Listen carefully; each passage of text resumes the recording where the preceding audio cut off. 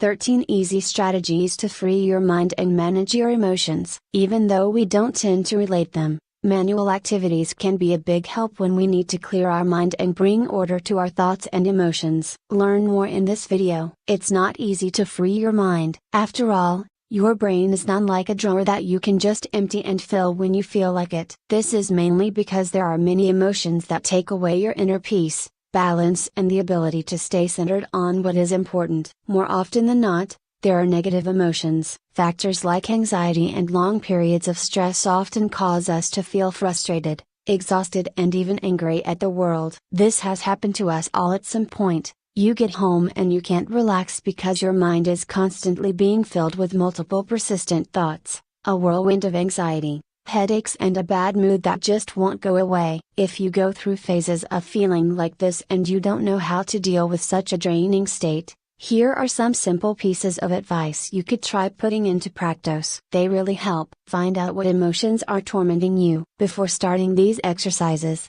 you need to identify which emotion or emotions are at the core of the way you're feeling. Sometimes, it's a cocktail of lots of little things: a bit of anxiety, a bit of fear, a bit of sadness, a bit of disappointment, and a bit of worry. To unravel this ball, you need to center yourself and relax. For this, there's nothing better than starting to meditate. That said, although it may seem odd, learning to meditate is by no means easy. It takes some time and patience. For our part, we recommend a series of options to help you to establish contact with yourself, to identify what is happening to you and what emotions are filling your mind. Here they are. Go for a walk. Many people find it easier to meditate while walking, running, or doing gentle exercise. Have a relaxing bath. It's an ideal way to think about things. Take an hour for yourself, on your own and in silence. Grab a notebook or a piece of paper and draw 2 columns. In the first column, write what I feel, and in the second, what makes me feel like this.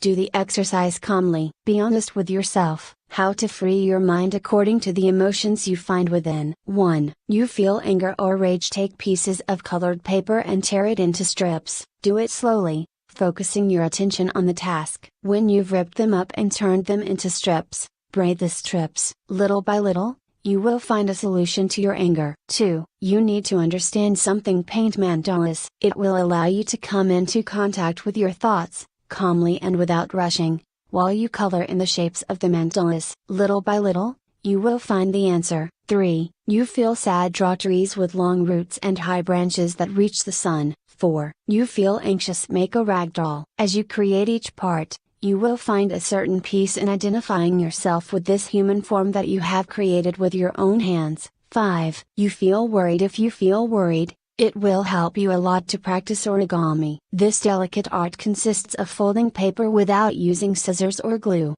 just with the hands. 6. You need to remember something. If you want to remember something, draw mazes. 7. You feel mentally exhausted. Draw flowers. 8. You need to find the solution to a problem. Draw an ocean with waves and then paint it with appropriate colors. 9. You feel blocked and you don't know how to get out of the situation. If you're going through a complicated phase in which you find yourself with a lot of inner tension, full of anxiety, and very rarely finding a moment to clear your mind, draw spirals to feel better. It's very relaxing. 10. You need to know what you want in your life. If you find yourself at a personal crossroads without knowing what you want or what you really expect from yourself, make a collage. Cut out images that you like. Put them together and think about them. 11. You need to organize your ideas. In this case, you'll find it very useful to draw rectangles. 12. You're feeling desperate. We've all had moments like this when everything overwhelms us and when it feels as if we're carrying our whole life on our back. When you find yourself feeling like this,